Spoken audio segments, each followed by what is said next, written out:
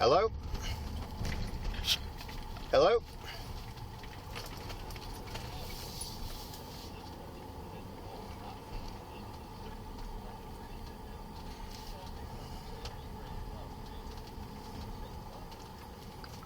Okay, sir. Now, I will tell you this. This is what I am going to do. You know who I am. I have done investigations and reports for your business in the past. Your wife can attest to that, but this has nothing to do with it. What happened was a misunderstanding. The gentleman I was with, then how...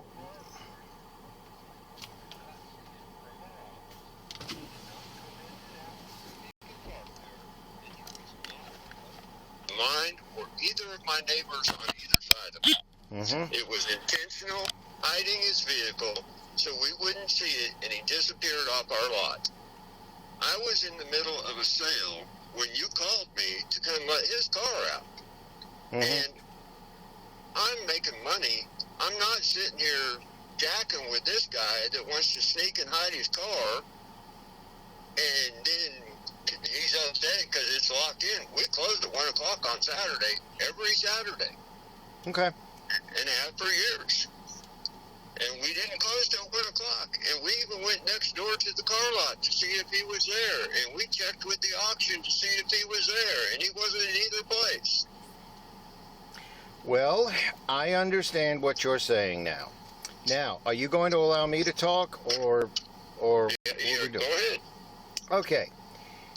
This guy, if he parked on your property illegally, then that's fine. We can deal with it that way. I don't believe that. I believe that he incorrectly parked on your lot, thinking that it was okay to park there. Now, that may have been the wrong thing to do. How would you think that that was an okay place to park if you're not going to do business there? How would that be possible? Well, we could ask him that specific question, but I've already said that may have been incorrect. And apparently, it was incorrect for him to park there. I would have been willing to see I don't have a sign up that says you can tow him or anything else. You also don't have a... Gauge. All right. So this is the deal. This is the deal. Now, I'm not going... I'm trying not to antagonize you, and I would hope that you would give me the same courtesy. However, I gotta... That's why I called. Law enforcement, in terms of law enforcement, which I've done for 30 years now, we have a misunderstanding. It could have been his fault. He could have had the wrong idea. You're saying that he parked on your property while the gate was open maliciously. Even if that's true, let's assume that's true. If you're going to charge him a reasonable amount, then I think $200 is a reasonable amount. I don't come back until Monday morning. Okay, that's the whole thing. He's welcome to get it out of there free Monday morning at 9 o'clock. Okay. When we show up for work. I disagree with that 100%.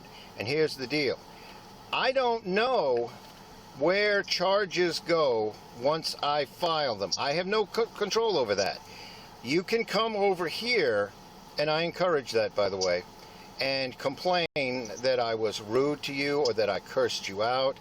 They'll check the body worn camera. You didn't curse me out at all. So, I thought you were aggressive and rude, okay? Well, I get that, but everything that exchange was recorded. So you don't have to, you can call witnesses. However, I'm a witness to all of my own actions, come what may. I'm not even an issue with that. If you cut my chain or my lock, I will have a serious issue with it. Well, we certainly did not do that, and because I also, as do you, I also understand the law. But here's the deal. What you're saying is that in the law, I have to look at what you say and what he says. I'm not supposed to take sides. And the judge will do the same thing at a later date.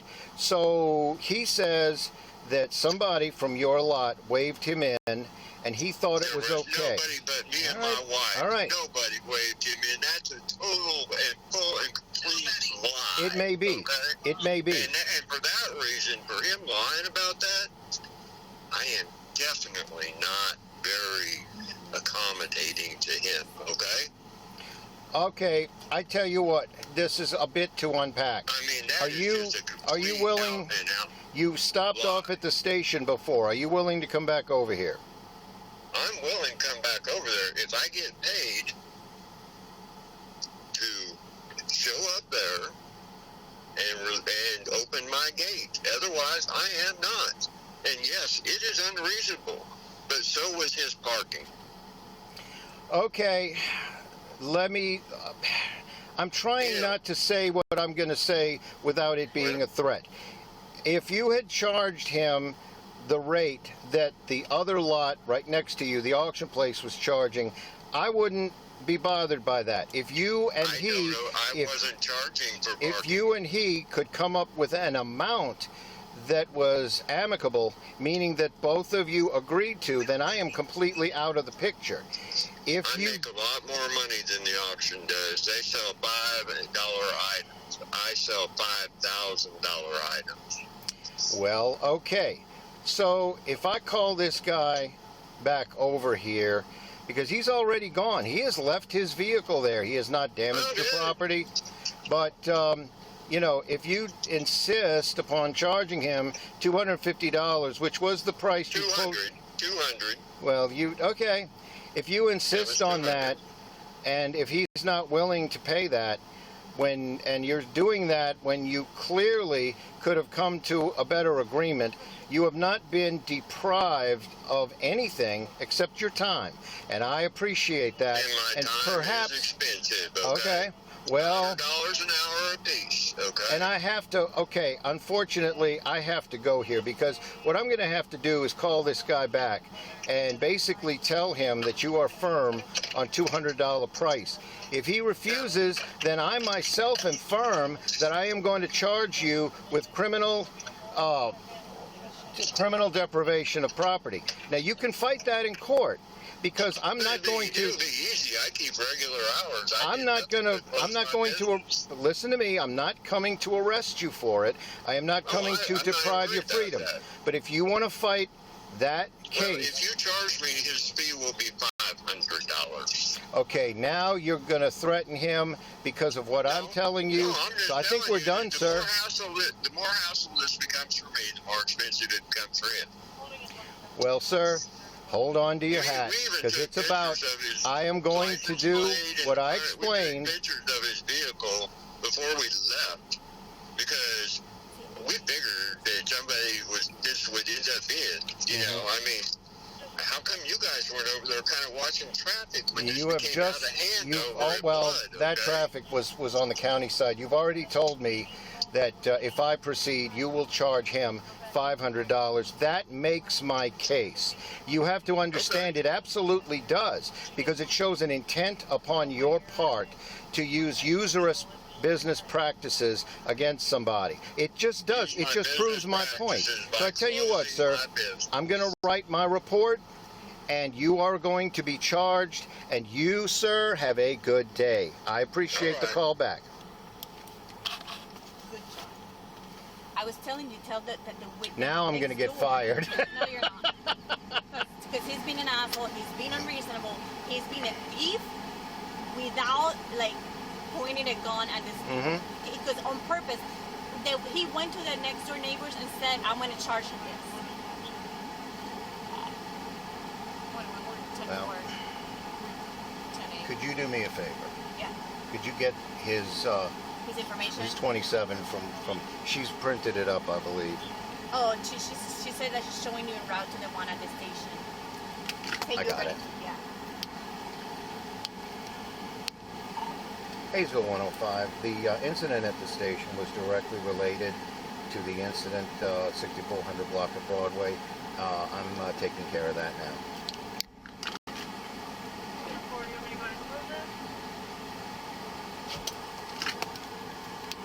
10-9, ma'am, I'm sorry. Did you want me to leave it open or go ahead and close it? Leave it open for now, ma'am, and I'll be doing this for a while. So far.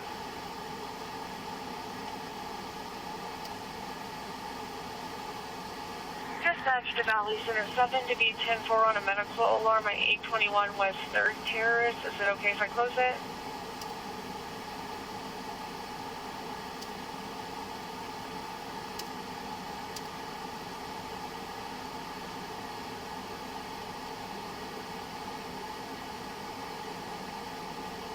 Dispatch to Valley Center 7.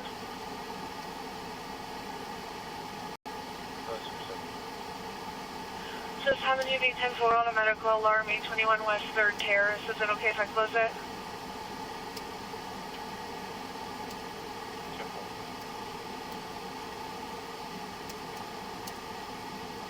For B12 checking.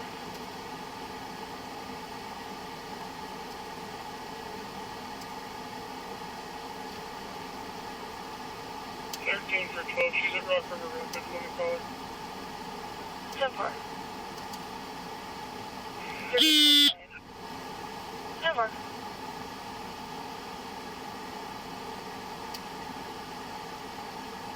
Dispatch emergency driver. You know he's not a valid driver?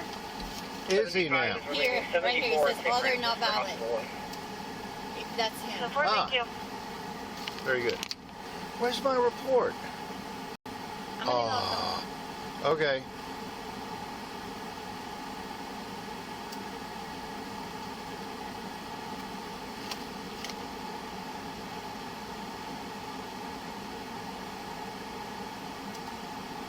Traffic dispatch. Go ahead. Hey, are you able to call that calling party back on that hit and run from 63rd and Broadway? I've located a white GMC train, but I tried calling party and to get more information. They aren't answering. 10-4, it looks like they just got off the phone with them about 2 minutes ago. When did you try? Like, just now. 10-4, I'll try again.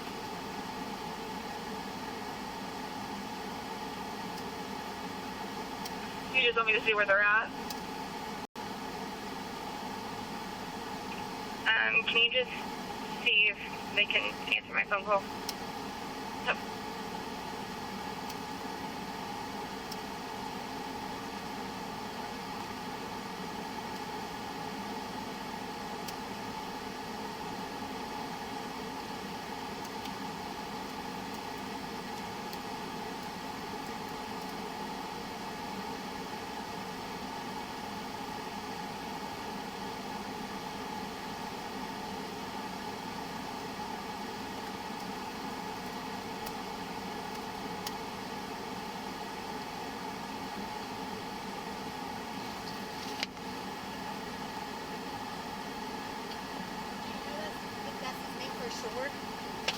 I don't know. Richard C. Kiter? It probably is. So he's no. Is his name even Richard? Let's see. Yeah, Richard is his name. Okay. That's probably him. Because the other owners of women. Was that you calling him just now? Okay. Hello? Yeah, but it wasn't Wally's. It was American Freedom Sheds or whatever. Well, what happened was they're having a pickle festival over at Blood Orchard, which doesn't involve us, but some guy parked in the parking lot for American Freedom Shed and then went to the pickle festival. And apparently he had parked there, and when he got back, they had closed the business. So I called up Richard Kiter, and I said, look, can you come down? And Kiter told me, well, it's going to cost him $250 for me to open the gate. And I said, well, you know, okay, but anyway, he came down, and I just told him something about let's come to an amicable agreement or something to get this guy so he can get his car. And when Richard came down, he was motherfucking me and the guy, it's all on body-worn camera, and the other guy, and demanding $250. And I said, well, I'll just charge you with deprivation of what is it, criminal criminal deprivation of property. And so he told me to F off again. Then he came to the station, this is Richard, and said, you guys cut my chain and I want to complain. And we did not cut anything. The guy's vehicle's still in there. And then I called him back on the phone and he said he wanted $250 for his time, or he wasn't going to do anything. And I said, well, you can fight the charge then. I said, I don't know if it's going to be accepted, but, and he said, well, if you charge me with anything, I'll charge that guy $500 to get his vehicle back. And I said, well, thank you, because you just made my case for me. I had him on speaker and my body-worn camera on. And, I mean, the guy maintains that someone waved him in so that it was okay for him to park. And there's no sign saying you can't park there. So this guy would have paid this Richard person like $50 or whatever to get his car back and just chalk it up as I made a bad decision. But Richard, like I said, he came in hot. And I never told him to go fuck himself. I got a little loud, but I didn't, I didn't tell him anything unprofessional. I don't like being motherfucked either, as you well know, Sarge.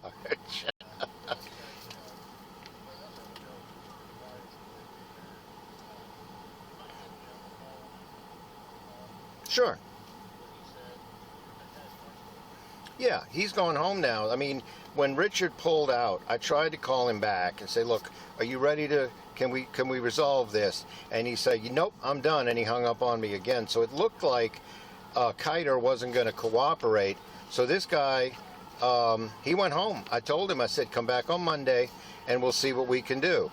But I can't authorize you to cut the chain or break through the fence or anything. So he said, okay. So his truck is still in this guy's lot. White male is 60, medium build, gray hair, black hat, black. I mean, I know what Lieutenant Young is going to tell me. Lieutenant Young is going to say I need to bow down and put Richard Kiter's foot on my head and ask his forgiveness, and that's fine. He can do that, but I just think it's unreasonable, and I'm not comfortable with you. Okay, someone may have made a stupid mistake, but it wasn't a malicious mistake. And then you're going to say, well, I'm going to charge you $200 because you parked on my lot. That's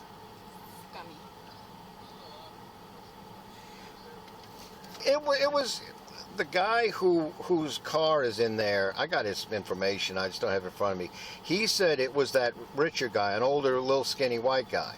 And I don't have any proof of that, but that's what he's telling me. And he doesn't seem like he's lying. He doesn't seem like he's like a meth head or anything. He just went there with his family to the Pickle Festival, whatever that is.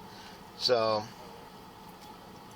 and he wasn't mad either. He didn't say like, well, I'm gonna come back and bust this gate open. No, he just said, okay, officer, and he went home.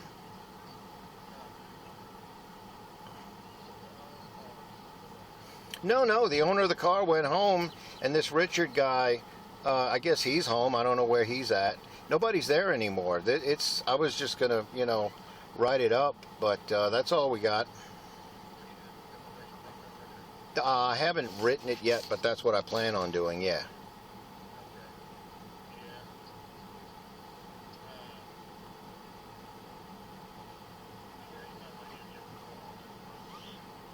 Mm-hmm.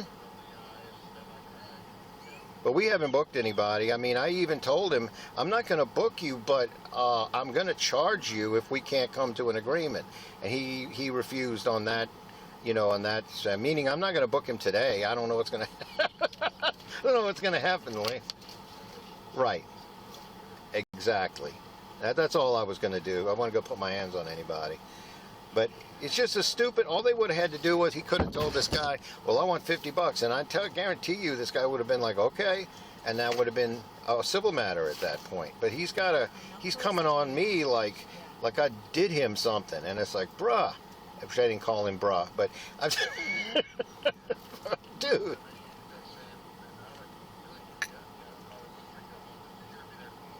Yeah.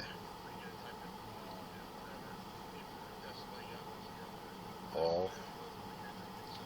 Okay. You got it, Sarge. All right. Bye-bye. Stop recording for the call.